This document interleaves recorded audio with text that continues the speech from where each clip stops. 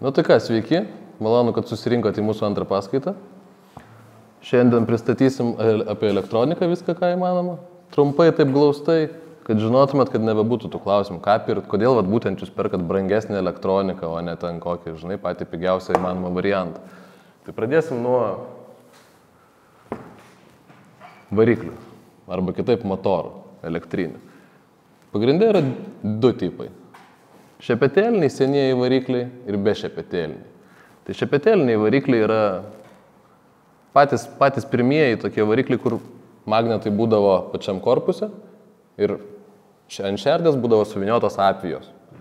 Tai vat iš ten atsirado ir tas matavimo vienetas apvijos. 10,5 T, 13,5 T. Kiek yra tų apvijų ant tos šerdies? Vieni pirmųjų modeliuotų, jie patys netgi sugedus variklių juos persiviniodavo.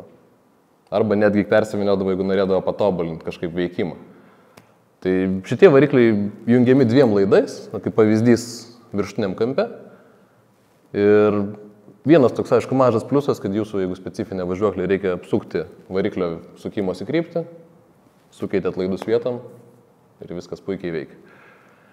Bet trūkumai yra tokie, kadangi elektra yra perdodama į šerdį per šepetėlius, tai yra mechaninė dalis ir jinai dėvis. Ir tik brangesni varikliai šitie leidžia juos ardyti ir tvarkyti. Beveik visi paprastesni varikliai yra neardomi, netvarkomi ir šitie šepetėliniai varikliai faktiškai išskyrus pačius brangiausius neturi galimybės reguliuoti taimingo. Nes tokio dalyko ten nėra. Jie tiesiog fiziškai paduoda elektrą, kuo daugiau elektros, tuo daugiau sukasi. Tai ta kreivė tokia yra įsibėgėjimo staigi ir netiksli. Dėl to ir matot, kai važiuoja, tarkim, AVD, kad jis staigiai bėgėjas ir jis neturi to tarpinio tokio. Vėliau atsirado be šepetėliai, tai reiškia, jokios mechanikos ten nebėra, ten yra grinai elektromagnetai. Paprasčiausias, ta prasme, įmanomas būdas sutaupyti ir neprarasti jokių energijos nuostolių, tai yra pakeitė tiesiog principą. Apvijos atsidūrė ant išorinės variklio dalies, tai yra statoriaus, ten yra 3 rinkiniai tų apvijų ir per vidurį dedasi rotorius, kuris yra magnetas ir ta ašis, ant kurios jūs dedat pinjoną. Tai šituose varikliuose nelabai yra kam gest, ten gali nebent guoliai subirėti, reiškia, jie lengvai ardosi, guolius galima išsivalyti, pakeisti, jie žymiai tikslesni, galingesni ir efektyvesni. Tačiau reikia irgi atsižvelgti tai, kad šituose varikliuose yra 2 tipai – sensoriniai ir besensoriniai. Kadangi senajam faktiškai buvo neįdomu, nes pati šerdis gaudavo elektrą ir sukdavosi, tai čia, kadangi atvirkštinis principas yra rotorius yra magnetas ir jis patenka tarp 2 apvijų, besensoriniam varikliui jisai nežino, kur yra magneto poliai ir jis gali jungti ne tą apviją ir variklis tiesiog sustoja. Tai tą mes esame ne kartą matę per varžybas, kai besensoriniai varikliai tiesiog trūkčioja iš vietų. Jie nežino, kada įjungti, kurią apviją, kad jinai tiesiog pasisuktų. Dėl to mes laik rekomenduojam rinkti sensorinius variklius driftui. Nes besensorinius turbūt renkasi pagrindė tik offroadas, kuriem ta pradžia nėra tokia svarbi. O drifte visą laiką reikia rinkti sensorinius, kadangi sensorius dar suteikia galimybę reguliuoti iš variklio taimingus, boostus. Jisai mato tą poziciją, jisai gali šiek tiek kažką pakeisti. O sensorius tai yra iš esmės 3 holo davikliai, kurie fiksuoja rotoriaus magnetinius polius. Kurioje pozicijoje jie yra iš tų 3 sudėliotų palei tas apvijas. Ir yra tokie dalykai kaip laipsniai taimingo. Tai 0 laipsnių yra tada, kada rotoriaus poliaus vidurys yra tarp 2 apvijų. Tai yra efektyviausia vieta. Tai yra, jisai turi pakankamai daug galios pajudėti iš vietos ir pakankamai daug greičių. Bet jeigu jums, tarkim, neužtenka greičių ir jis yra per staigus, per galingas, arba dėl kitų priežasčių pagal trasos konfiguraciją norit pasikeisti, tai tiesiog pasuka taimingą, šiek tiek pasislenka holo sensorius. O šitam pavyzdį, tarkim, į teigiamą pusę yra sukama. Tai reiškia, magnetas įsijungs anksčiau, jisai turės mažiau jėgos išstumti rotorių, bet daug ilgiau galės tai daryti, tai reiškia padidės galutinis greitis. Tiesa, reikia nepamiršti tokio dalyko, kad reikia visą laiką žiūrėti, ką siūlo gamintojai ir neperžengti tos ribos, kadangi daugumos variklių yra grubiai apie 60 laipsnių maksimalus leidžiamas timingas, tai reiškia, skaičiuojasi ir tai, ką jūs uždėsit čia, ir tai, ką jūs nustatysit kompiuterį. Pasiekmes labai paprastos, susprogsta rotorius, reikia naujo rotoriaus arba variklio. Čia šitas dalykas reguliuojasi ant variklio? Taip. Ne visi varikliai leidžia. Ta prasme, pigiausi, netgi ir sensoriniai, pigiausi gali neturėti galimybės reguliuoti timingą. Beros, man atrodo, žinok, tavas pipešnas neturi, jeigu aš neklystu. Gali tai būti. Bet tą galima pareguliuoti, po to papasakosim per SC. Kitas dalykas, kad sukant timingą mažėja stipriai variklio efektyvumas ir jisai kaista. Naudoja daugiau elektros ir kaista. Tai pasukus reikia stebėti temperatūrą, ar jisai nekaista per daug. Nes problema šitų yra variklių konkrečiai, kad pasiekus tam tikrą temperatūrą, ta visa šerdis, ta šelė, rotorius pats, tie magnetai pradeda prarasti savybės magnetinės ir jos nebegrįžta. Tai reiškia atšals ir jisai jau bus silpnesnis. Ir tai bus tol, kol jisai galutinai išsimagnetinis. Tai reikia stengtis neperžengti tų ribų daugumoje. Nekaista taip varikliai, nebent jūs uždėsit labai prastą FDR arba atsuksit labai jau daug visko ant variklio ir ant SC. Tai tiesiog, jeigu jau modifikuoja, stenkitės prižiūrėti, kitaip ne visiems varikliam galima nupirkti rotorius. Pagrindė tik brangesniem. Tai visada atsižvelkite tai. Ką mes siūlom rinktis? Tai jeigu atsižvelgus į biudžetą, pigiausias variantas yra Speed Passion, Competitionas ir Dokio. Tarp šitų variklių yra vienintelis skirtumas, kad Dokio turi ventiliatorių viduje ir aušinasi iš vidaus papildomai. Ir aišku, apipavydalintas kaip driftinis variklis. Iš tikrųjų, tai yra tas pats. Tiesa, Dokio dar tikrai gali reguliuoti timing, bet labai siaurose ribose ir labai netiksliai. Tarpinis toksai vidutinis pasirinkimas tai Hobbyvingai, Onisikiai ir panašus varikliai, kurie jau kainuoja nuo 50 eurų. Tai yra tie jau šiek tiek rimtesni varikliai su geresniu timingo valdymu, su, tarkim, lengvesniais rotoriais, patikimesni, tokie jau su daugiau galimybių ir tolygesni, nes kuo variklis geresnis, tuo yra didesnis tolygumas, tuo jis netgi daugiau galios gali iš tų pačių 10,5 apvijų išspausti. Ten, aišku, nėra labai daug, bet yra, tarkim, šituose, jeigu brašledai buvo matuojami apvijomis, tai pagrinde brašlės yra matuojami kilovoltais. Tai yra kiek apsukų padaro variklis padavus 1 voltą įtampą. Taip. Tai tiesiog, kadangi visiems nuo brašledų buvo įprasta matuoti apvijomis, tai paliktas yra, bet šituose varikliuose tai nieko nereiškia, iš tikrųjų tai yra tiesiog toks standartas išlikęs, bet pagrindė yra šitie KV matavimai. Tuo jisai galingesnis variklis, tuo jisai daugiau apsukų padaro. Tuo jis greitesnis, ta prasme, fiziškai. Bet jie matuoja, ta prasme, vis tiek yra tie rėžiai ir pagal tai jie skirsto į tuos 10,5, kad būtų tas bendras vienas suvokiamas, nes KV tarp tų 10,5 gali skirtis. Tai drifte mes pagrindę naudojam 10,5, 13,5, Japonijoje dar taikom ir 8,5 variklį. Jeigu brašledas, tai yra 15 arba 17 tai pagrindė. Visa kita yra jau nelabai tinkama. Nes kuo yra skaičius didesnis, tuo variklis yra galingesnis, daugiau torko turi, bet jis yra lėtesnis. Ir kuo skaičius yra mažesnis, tuo jis yra greitesnis, bet tuo jis turi mažiau jėgos tave užmesti. Tai renkamės tą tokį viduriuką, kurį renkasi visas pasaulis. Tarkim, japonai netgi skirstosi pagal tai, kokia danga. Vienai dangai įima 10,5, kitai dangai įima 8,5 arba 13,5. Pagal tai, kokios yra sąlygos. Ir kas keiščiausia, kad aišku, jie tą greitesnį variklį renkasi slidesnį dangai. Pasak jų, tai yra didesnis šansas sugauti sukibimą.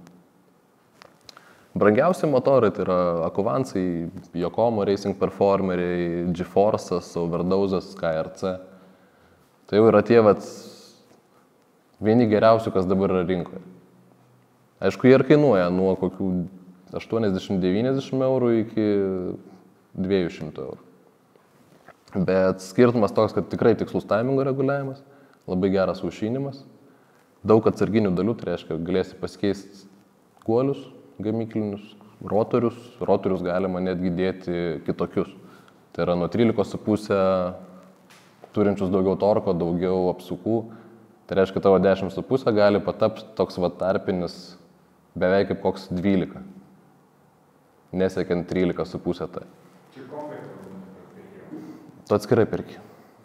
Taip. Šitos dalykus perki atskirai, bet šitam hobby taip jau yra. Tarkim, overdose'as tai yra netgi tas pats Akuvanso variklis, tiesiog šiek tiek pakeistas rotorius yra pavidalinimas. O šitie naujausi motorai netgi leidžia keisti tau išorinę dalį ir taip pritaikyti spalvą netgi prie savo važiuoklės, kaip jeigu tau jau tai yra labai svarbu.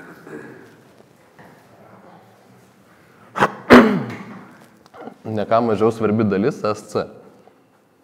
Jie taip pat skirstosi į brushless SC ir brushless SC. Brushless SC gali palaikyti ir brushless, yra tokių, bet pagrindė jie specifiškai skirti kažkuriam variklių tipui. Taip pat reikia atkreipdėmėsi, kad brushless SC gali būti tik besensoriniai arba su sensoriu. Tai jeigu jūsų variklis turi sensorių, būtinai pasitikrinkit, ar perkamas SC yra su sensoriu. Kitaip jūs jo tiesiog nepajungsit ir neturėsit visų tų galimybių. Yra tokių, aišku, ir sensorinių SC, kurie tiesiog neveikia normaliai be sensorius. Toliau reiktų atsižvelgti į galią. Tai mūsų naudojami tie 10,5 varikliai yra pakankamai galingi, ten tarkim apie 45 vatus gali, ir daugiau. Tai jiems reiktų rinktis nuo 60 amperų bent jau. Tai yra ta pradžia, kur jūs galėsit jau taip pakankamai saugiai važiuoti, bet jeigu jūs sugalvosit naudoti boostus, turbo, kelt timingus, to jau nebepakaks. Tai mes ką idealiausių variantų rekomenduojam, tai imti 120 amperų. Tai yra tai, ką jau tikrai išnaudosit. Tas pravers, jeigu ne dabar, tai po pusmečio tikrai. Ypač, kai jūs pradėsit naudoti tos pažangesnius nustatymus. Tarkim, AVD galbūt netaip aktualu, nedaug kas lenda prie būsto turbinos, bet RVD tai yra tas, kas jau lemia stipriai poziciją, kai tu gali pasivyti kažką. Skirtumas ir toks tarp SC yra, kad vienus gali lengvai gauti programatorius ir programuoti.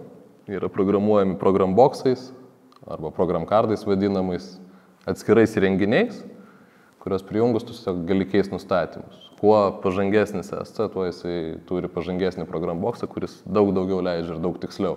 Tarkim, pigiausi speedpassionai tau pagal skaičiukus leiks pasirinkti, tarkim, būsto reikšmę 1 iš 3 fiksuotų. Jeigu tu pasirinksi, tarkim, SKRC, ką mes dabar visiems siūlom kaip tokį prieinamiausią variantą, tai tu jau gali reguliuoti laipsniais atskirai, tiksliai ir jungti prie kompiuterio, kas leidžia iš vizualiai matyti, kas vyksta. Pasimatuoti ir taip toliau. Tai mūsų rekomendacija yra visą laiką pasižiūrėti tokį SC, kuris turi patogų programbox ir bent jau padaresnės galimybės reguliuoti tam, kad jums nereikėtų po metų ar po pusantrų ieškoti kito SC ir vėl išleisti pinigų. Tiesiog nusipirkti vieną kartą tokį, kuris porai metų būtų į priekį pagal jūsų galimybės važiuoti.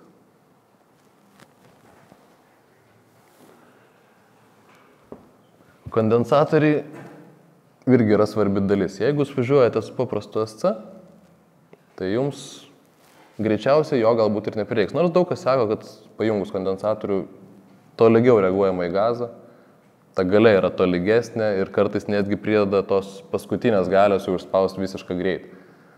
Bet jeigu jūs naudosit turbinas, boostus, tai šitas labai pravers, kadangi lipo jisai turi tam tikrą iškrovos kiekį ir tą elektroną jis atiduoda staigiai, po to yra duobė ir jinai banguoja. Kondensatorius jisai sukaupia nedidelį užtaisą ir jį laiko savyje ir labai staigiai atiduoda. Tai turbinos tos boostas yra tada, kai tu kompiuterėje nurodai nuo kurių apsukų iki kurių apsukų pridėti tam tikrą kiekį laipsnių prie variklio. Tai reiškia, jeigu tavo kreivė įsibėgėjimo buvo tiesus brūkšnys, bet tavo šitoj trasoje reikia daugiau, tarkim, nuo vidurio iki pat galo ir galbūt dar porą apsukų tūkstančių pridėti. Tai tu sakai, kad, tarkim, jeigu variklis sukasi iki 15 000, sakai, tarkim, nuo 10 iki 16 000 pridėk man 15 laipsnių. Jisai tą 15 laipsnių padalins ant to rėžio nuo 10 iki 16 000 ir, tarkim, kas 1000, jisai virtualiai pats kompiuteris tiesiog sakys, aha, polius, kaip prieš tai rodėm, atsidūrė tam viduriuke, reiškia, mes biški anksčiau arba vėliau įjungsime tą atveją, kad pridėt papildomai tos sukamosios galios. Ir jisai tai visą išdėlios, variklis suksis tada iki, tarkim, 16, tai yra 1000 daugiau. Ir atsiras tokia bangelė, tai reiškia, jūs tolygiai bėgėjotės, o po to jisai daug staigiau pradės bėgėtis. Tai su boostu jūs galite ištemti netgi, tarkim, jeigu sukasi iki 15 000, tai ir iki tų pačių 20-25 000 apsisukimų variklių. Bet nepamirškit atsižvelgti vėlgi į variklio galimybės ir neužkelkit per daug tų laipsnių. Tai tada atsiranda poreikis kondensatoriam, kadangi stipriai eikvojant tokiais staigiais įsibėgėjimais akumuliatorių, jisai žymiai greičiau išsibalansuoja ir pradeda pūstis. Plius tiesiog mažėjant akumuliatoriaus galiai, jūs neturėsit to tokio spyrio, kad staigiau įsibėgėtų, tiesiog negalės atiduotos energijos. Tai ką padaro kondensatoriai, jie palaiko tą užtaisą, kad jūs turėtumėt iš kur tos gauti energijos. Plius mažina temperatūrą laidų ir SC. O kondensatorius tas galima tiesiog akumuliatorių, nedėti viskas. Nesvarbu, kad ten yra sistema brašės ar ne. Iš esmės jokio skirtumo. Čia yra tiesiog elektrinis dalykas, tu gali netgi pats susilituoti. Tokį ir taip, tu gali prijungti prie tų pačių net ir brašėdų ir... Taip, ypač kadangi... Taip. Netgi brašėdui, ta prasme, jisai padės tuom, kad brašėdas generuoja triukšmą elektrostatinį. Tai jisai gali dar šiek tiek sumažinti šitos triukšmus. Yra žmonių, kurie jungia kondensatorius į imtuvus, tam, kad sumažintų tuos pašalinius triukšmus visus elektrinį. Bet šiaip pagrindė tai yra jungiami, Hebra net po kelis jungia, tik jeigu patys lituosit, nes pačiam susilituoti yra žiauriai pigu. Šitie, tarkim, pavaizduoti, jie gali kainuoti nuo 15 iki 50 eurų. Pačiam susilituoti gali pasidaryti už 3-4 eurus. Tik tai reiktų ieškoti, aišku, kondensatorių, kurie turi mažą vidinę varžą, kad staigiau atiduotų elektrą. Ir nepersistengti, nes viskas sveria, vienas dalykas. Antras dalykas, jeigu jūs padarysit labai didelę talpą tų kondensatorių, tai problema yra toje, kad kondensatorius neatiduoda energijos tol, kol jis pilnai neįsikrovė. Tai reiškia, jeigu jūsų bus labai didelė talpa, tai jūs ilgai lauksit to savo užtaiso. Tai geriausia daryti hibridinius, tai yra porą labai mažų ir porą didelių. Arba pirkti, tarkim, tokius variantus. Bet iš šitų taip pat, aš irgi esu sudėjęs 2. Vieną mažą, vieną didelį. Nes tiesiog neužtenka to greitumo. Čia reikia žiūrėti pagal poreikius. Dauguma tų padaresnių SC, tai jie netgi ir pigesnių, tas pats pitpešnas ateina su gamykliniais kondensatoriais ir jų ilgam užtenka. Bet jeigu ten pradėsi atsukinėti daugiau laipsnių, ypač turbina, nes turbina yra plius prie būsto. Jeigu būstas yra tam tikram rėžiui pakoreguoti arba pridėti, tai turbiną tu gali prisijungti arba nuo tam tikrų apsukų, arba nuo pilno gazo bet kuriuo momentu, pasakyti, kad man reikės 10 laipsnių, ir kad tie laipsniai turi, tarkim, po 3 laipsnius ten per pusę sekundės pakilti. Ir tu gauni tokį 15 laipsnių užtaisą, bet kuriuo momentu staigiai pakelt apsukt. Tai tu šitaip gali ir, tarkim, iki 15 000 besisukantį variklį užsukti ir iki 50 000. Labai staigiai. Tai šitas... Kuriam laiko kondensatorių užtenka? Jie kaip ir visi elektrinėje... Jo, jie po kurio laiko, tokie plėveliniai, jie po kurio laiko būna, kad iššauna. Bet pakankamai ilgam, ta prasme, aš vieną kartą mačiau, kai Doviui šovė per varžybas kondensatorius. Berods paties lituotas. Bet šiaip normaliai naudojant, aš nesu susidūręs nei pasaulio čempionate su dideliam apkrovom niekur. Tai jis čia tikrai keletui metų garantuotai.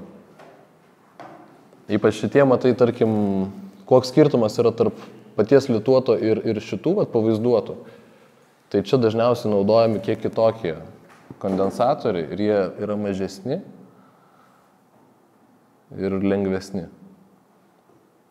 Ir jeigu ne pleveliniai, tai dar ilgamžiškesni.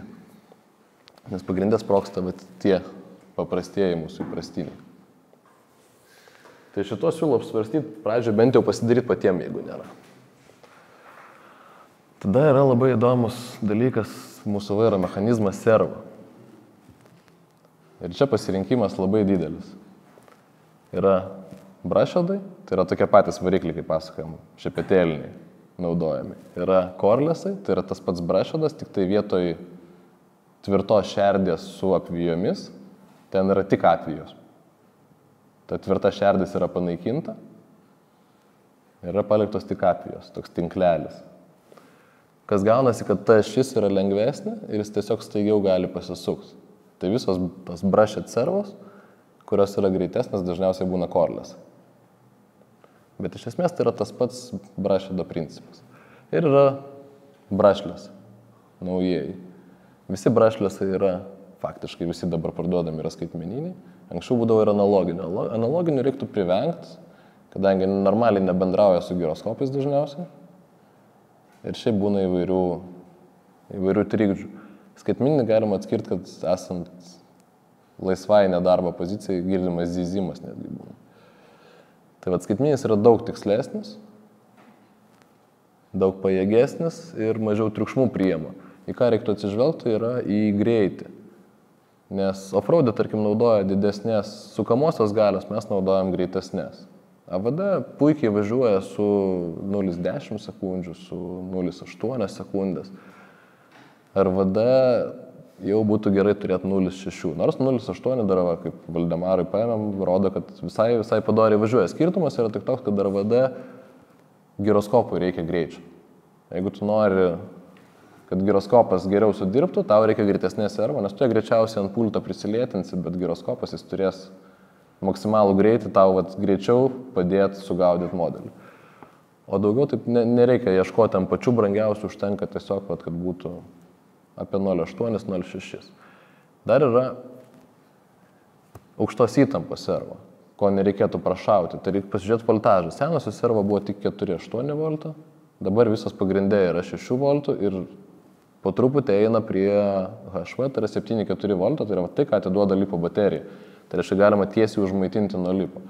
Tai greičius visą laiką žiūrėkit pagal voltažą, nes ESC esantis bekas, kuris užmaitina visą likusią elektroniką, jisai atiduoda dažniausiai 6 voltus ir tik tam tikri modeliai gali persijungti ir atiduoti 7,4.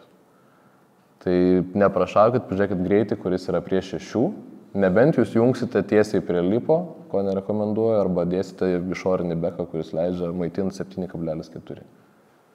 Tai tarkim, kaip pavyzdys, mano naudojama servo yra 0,5 greitis, bet prie HV, o prie standartinės įtampos jau 0,6.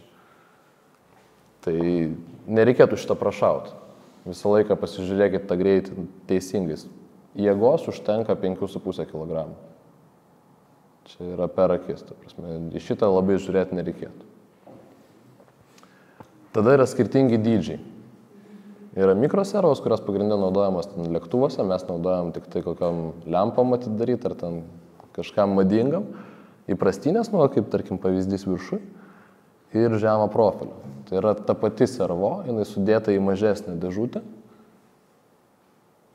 ir jinai sveria natūraliai šiek tiek mažiau ir tas svoris yra sukoncentruotas toj erdvėje siauroje, tai reiškia daug lengviau išbalansuoti modelį. Kai kuriem modeliam netgi yra reikalavimo, kad būtų dedamos low profile servas, nes tarkim jos gali būti statomas statmenai ir kitaip netilpt. Tai reikia atsižvelgti modelį, kurį jūs pasirinkot ir dėtis atitinkamai. Bet šiaip mes rekomenduojam imti low profilus vien dėl to, kad bus lengviau susibalansuoti.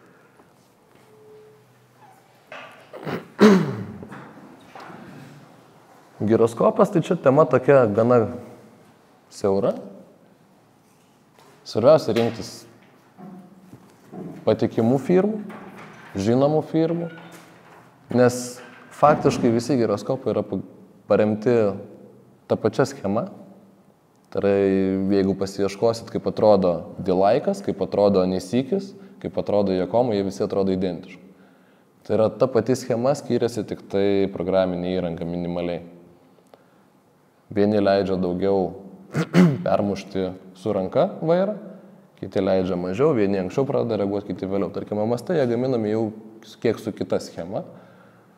Ir ten jau, tarkim, čia antroji versija, jinai gana panašiai yra, tarkim, iš šitos, bet trečioji versija dabar turi netgi skirtingus režimus. Gali būti agresyvesnė, gali būti švelnesnė. Tai šiuo metu gaminama dar nėra iki galo išleista GoPro kartu su overdozais. Turės apsaugą nuo ratų maskatavimo, turės pagaliau galimybę sureguliuoti maksimalų pasukimą ir dar krūvą nustatymą. Nes įprastinės servos jos leidžia tiesiog, yra du tipai, tarkim, yra vienos, kurios leidžia viską reguliuoti ant giroskopo, kitos leidžia prisijungti prie pulto 3 kanalo ir reguliuoti prie pulto. Ir daugiau čia nieko nėra.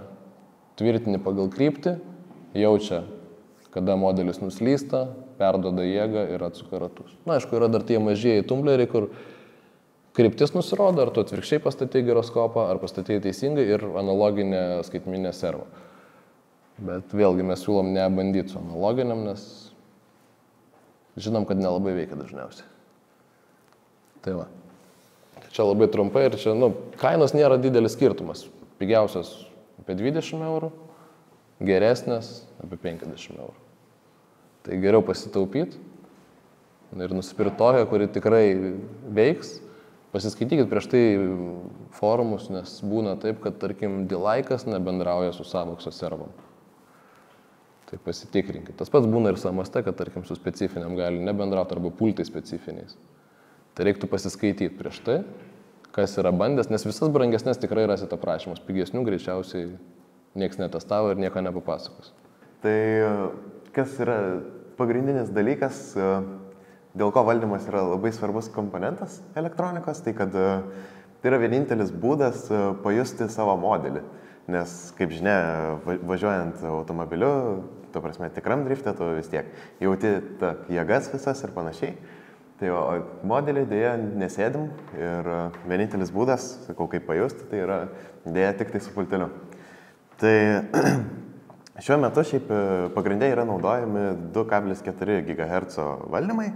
Aišku, karts nuo karto dar atsiranda žmonių, kas turi vadinamus FM valdymus, tačiau jie nėra iš tikrųjų labai patogus, kadangi reikia turėti bent kelis kvarcus vadinamus, tai yra kristalus, kad nesusipintų su kitų žmonių trasoje esančiais dažniais. Tai dėl to mes rekomenduojam iš tikrųjų jau dabar, kadangi ir technologijos visas, rinktis būtent 2,4 GHz valdymus. Tai yra patogesnis ir paprastesnis dalykas. Tai kalbant apie kanalų skaičių, tai važiuojant AVD klasėje iš tiesų užtenka 2 kanalų. Tai yra, kaip pasakyti, gazai ir valdymai. O RVD klasėje reikėtų jau 3 kanalų. Mes rekomenduojam vien tik dėl to, kad 2 kanalai yra tam pačiam gazui ir valdymui, o 3 kanalas yra labai patogus, kada galima reguliuoti giroskopą, būtent per pultelį ir nereikia išsiminėti modelio ir panašiai. Tai aišku, JAVD yra labai geras dalykas turėti 3 kanalą, kada galima per pultelį lemputės įsijungti ir panašiai. Tai tikrai smagus dalykas iš tikrųjų. Tai va, o kalbant apie tai, ką pasirinkti, tai vienas pigiausių šiuo metu rinkoje yra FlySky valdymas, tai yra 3 kanalų, kainuoja jis realiai apie $30. Tačiau yra toks paprastas dalykas, kad kadangi jie yra pigus, jie nėra labai tikslus, jie nebus ilgaamžiški ir tiesiog paprasčiausias dalykas, kad sutaupęs tuos kelis eurus gali tekti po to išleisti daug daugiau tvarkymui arba tiesiog įsigyti kitą. Tai skaitykim, jeigu renkantis iš pačių tų pigiausių, tai geriau prisidėti kelias dešimtis eurų ir nusipirkti Radio Link, tai yra 4 kanalų valdymas. Jisai turi tikslesnį valdymą patį ir tarnaus šiek tiek ilgiau, tačiau tai vis tiek nebus, kaip čia pasakyti, aukštos klasės valdymas. Tai, o būtent ką mes rekomenduojam, tai yra ir ką patys naudojam, tai yra Sanvos valdymas. Aš asmeniškai naudoju M5X vadinamą valdymą.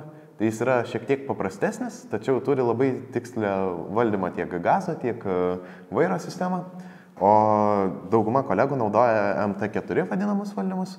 Tai jie turi daug daugiau funkcijų reguliavimą, bet tikslumas jų yra tas pats. Šiaip, kalbant jeigu apie skirtingas klases, tai AVD to tikslumo nereikia tiek daug iš tikrųjų, bet galinių varomų ratų, kas turi važiuojant, tai iš tikrųjų reikia labai didelio tikslumo, kadangi gazą reikia reguliuoti pakankamai jautriai, giroskopas vis tiek susižaidžia, reikia dar pasireguliuoti kažkiek patį pasikoreguoti važiavimą. Tai yra žmonių, kam tikrai negaila labai daug pinigų ir renkasi labai tikslius valdymus. Tai vieni iš jų būtų Sanva M12. Tai yra lygiai taip pat 4 kanalų, tačiau turintis labai tikslų valdymą, tiek gazą, tiek paties vairavimą. Ir yra amerikiečių siūlomas KO Propo X RR, kuris yra šiek tiek prastesnės kokybės negu Sanva, bet atitinka tikrai labai aukštus standartus. Aišku, kaip bebūtų gaila, kad tokie valdymai kainuoja apie $600–700, tai yra tikrai nemaža suma. Bet jeigu reikalaujantis labai didelis tikslumas ir turit pinigų, tai kodėl ne iš tikrųjų. Tai va, aš nežinau, apie baterijas dabar toliau papasakot. Nu, bandykim. Tai va, persijungi. Tai apie pačias baterijas, tai jų yra iš tikrųjų begalės, skirtingų tipų iš tikrųjų. Tai pagrindiniai tie tipai tai yra nikelio baterijas, NIMH vadinamas, lipo polimerio, lipo ir LIFE. Tai yra pagrindinės, kurios naudojamas būtent automobilių modeliuose.